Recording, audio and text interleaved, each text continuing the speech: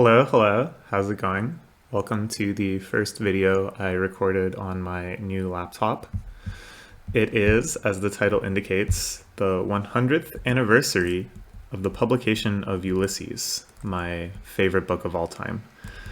And we've already done some Ulysses videos before. I may try to do some more Ulysses video this year to just kind of celebrate the centennial.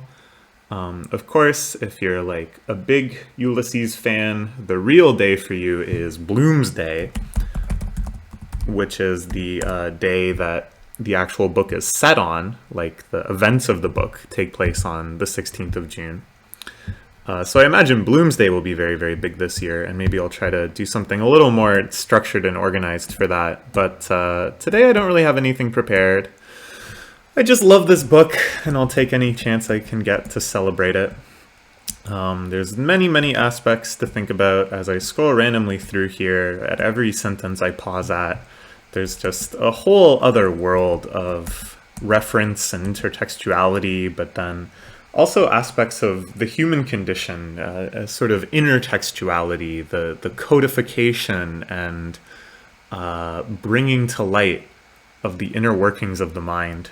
And this is something that Ulysses is often celebrated for, and I feel like sometimes people kind of miss the forest for the trees, or maybe miss the trees for the forest is the better way of saying it, in that Ulysses is often celebrated as a whole as this monster of a novel that manages to weave together so many styles and themes and subject matters and areas of life that I think we forget sometimes just how good any kind of given aspect of it is.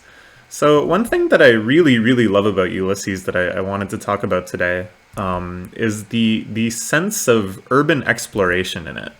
One of the most famous and beloved chapters, of course, very early on, the first chapter with Mr. Bloom, Calypso, where we just follow Bloom running some errands. He goes to the butcher, he heads back home, cooks up some breakfast for him and his wife, wanders around the city, encounters some people he knows, speculates on some people he doesn't, just taking in observations, this feeling of both relaxed but busy. Of course, you know, this starts spilling into Bloom's perversions and secret dealings and all sorts of things that will come to the forefront later, but for now he's sort of anonymized as just this Dublin resident who's doing, mostly, at least to the outside eye, normal things. And I love that feeling of walking about in the city and everyone's just kind of popping in and out of shops or having a snack and running errands. But you have no idea who these people are. You have no idea what they're going to do at home. You have no idea what their actual intents are heading into this communal space. And I don't know, I think that's something really beautiful, and it kind of speaks to this potential in a city that I really find intoxicating. Now, as you can see, this is not my normal background for recording videos. We can maybe do a little pan around here. I have my webcam rigged up on a lamp so I can do all sorts of awesome cinematography. I can't tell. I don't see the preview of my camera, so my apologies if that's actually like nauseating and not helpful. Here, what's OBS looking like now? Okay, that's fine. Yeah, I am in Montreal.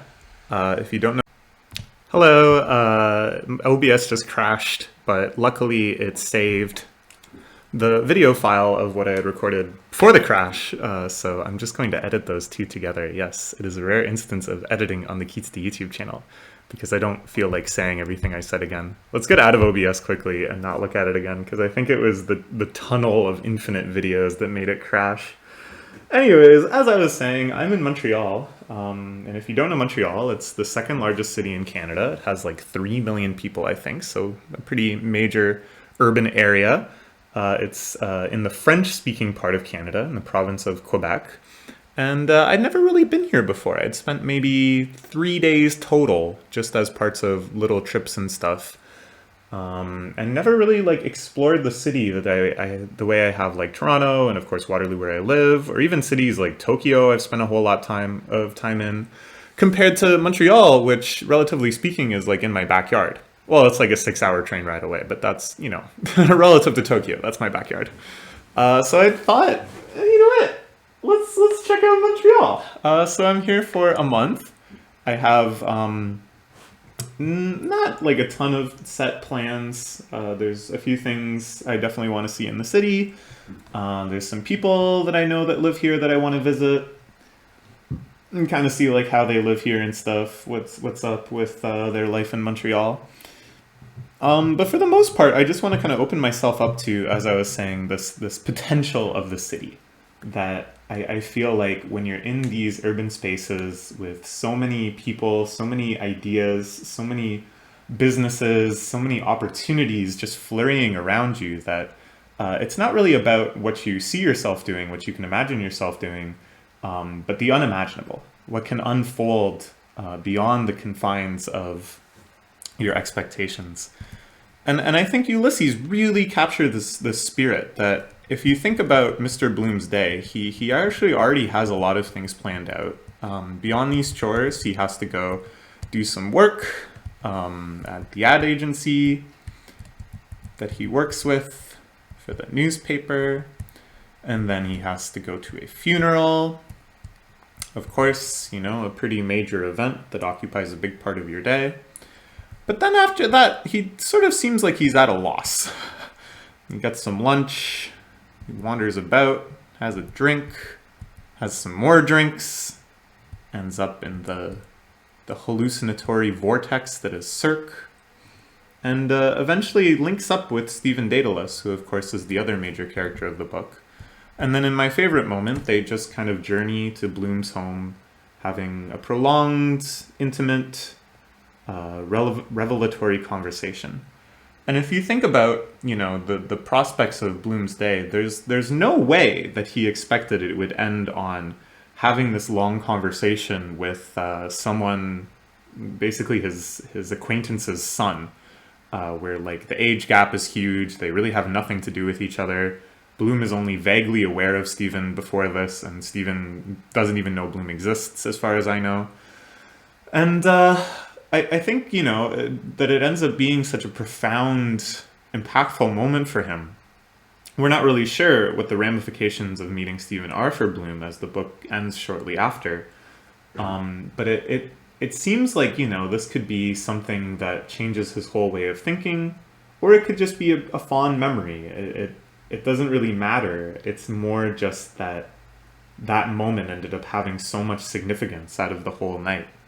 That after all the chaos, after all the confusion and mistaken identity and kind of the long suffering before the journey home, he manages to have this one kind of gleaming, beautiful moment that emerged seemingly out of nowhere.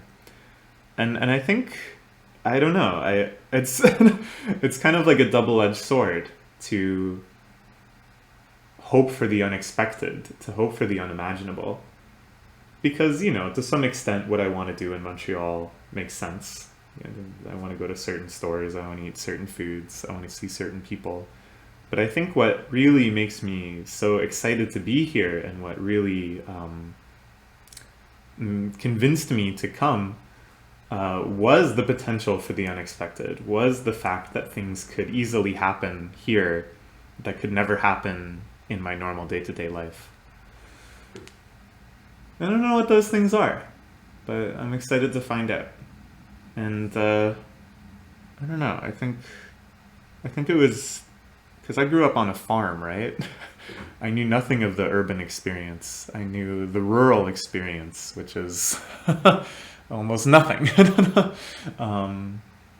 But reading these books and having this conceptualization of the big city from, all sorts of media is what really, I think, spoke to the fact that I thought my life had some sort of potential beyond what it was now, beyond just endless fields and chores. That even if I couldn't name what that looked like for me, just the city was potential. The idea of going to a big place with tons of people and tons of stuff spoke to this idea that I couldn't even imagine what was to come for me, which was, you know, given the scope of my imagination as a kid, an incredibly reassuring and motivating thing. Yeah, I don't know. That's what I'm thinking about on the 100th anniversary of Ulysses, which was, of course, an extremely bold experiment as a book.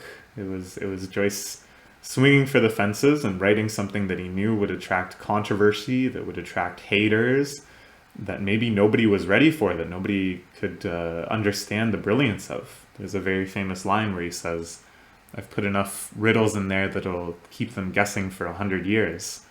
And he was cocky about it. He felt like he was writing a masterpiece. He felt like it deserved this gravitas and this controversy and stuff because he really did believe it was that good.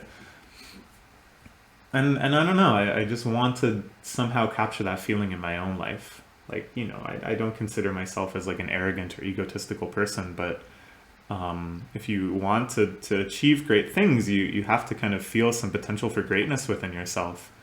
And I think being in a city like this motivates that, just because there's so much history and so much greatness all around you.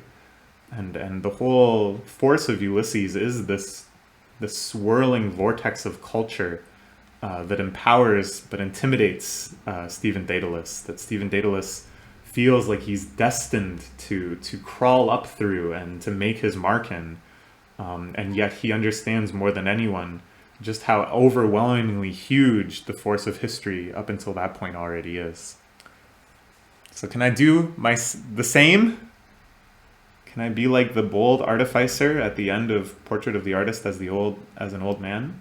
Young man?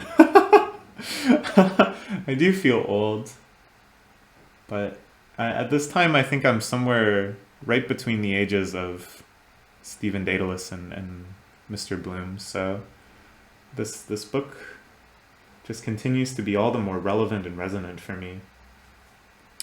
I don't know. As I said, I didn't really have anything prepared, but I wanted to do something to mark the occasion. And I guess this is my announcement of I'm in Montreal now.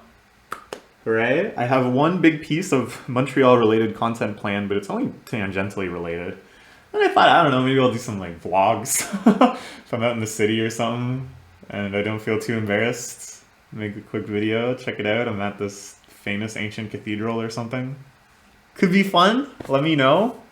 Is there things you'd want to see? Do you want my food reviews? I'm probably going to eat a lot of really tasty food. I've been keeping a diary, of course. I'm a maniacal serial diary keeper.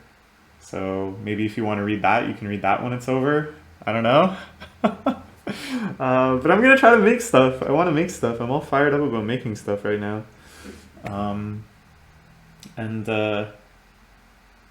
Yeah, I don't know. That's it. I'll let you go now. All right, bye.